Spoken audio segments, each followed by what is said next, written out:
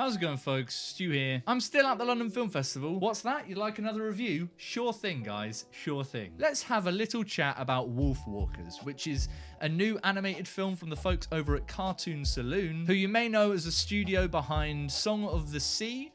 I never actually saw that animated film, so gonna get that out of the way to begin with. But I know a lot of people did see it, and they said very nice things about it. So I just sort of piggybacked on that excitement going into this one. All I knew is that it was by a studio that was supposed to have done a good film before this. And unsurprisingly, I guess, it was wonderful. This is such a lovely, heartwarming, charming animated film.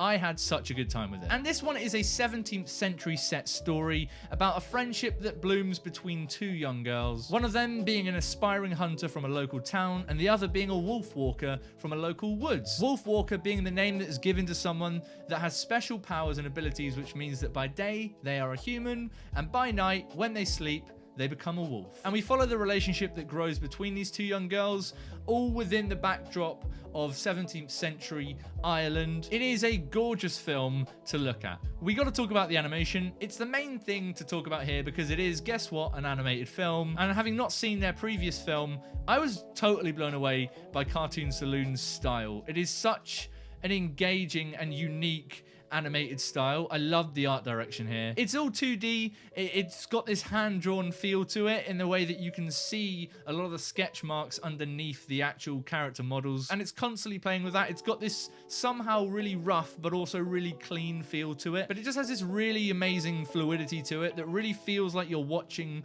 drawings come to life from the page, which itself works really, really well for this story because it is very much like a kind of old-time 17th century tale that sort of just comes to life for us. And I really like the flourishes that they add in there. There are moments where a scene will transition to another and all the color will sap out and you'll just be left with the sketches momentarily as it transitions into the next one. It all worked amazingly. I loved looking at this film. Every frame was like, ooh, that is a nice piece of drawing.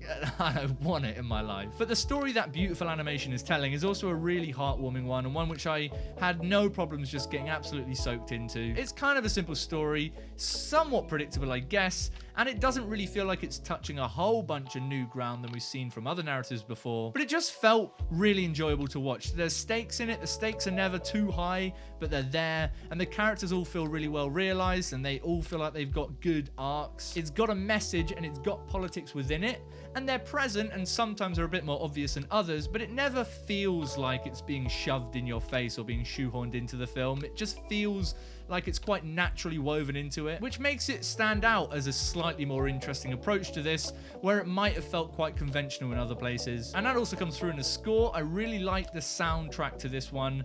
There's a couple of actual songs in there which I thought were really nice and didn't feel like they sucked out too much. I think sometimes there was a risk I was like, oh god, are we going into a pop song over this?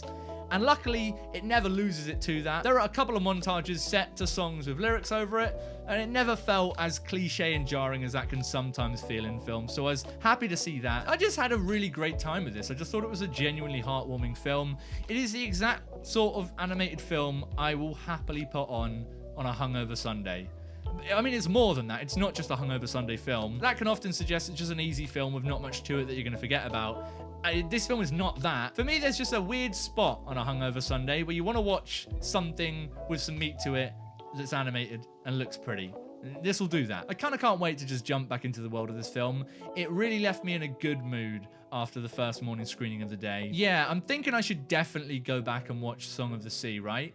I think that's a smart move at this point. But what about you guys? Did you manage to check out Wolfwalkers at the film festival? What did you think about it? Let me know in the comments down below. I believe it's out on Apple TV Plus at the end of this year, which is, I don't know why that's weird. It's a platform that exists now. I'm just suddenly realizing that's the first film I've seen at a festival that's coming out on Apple TV Plus.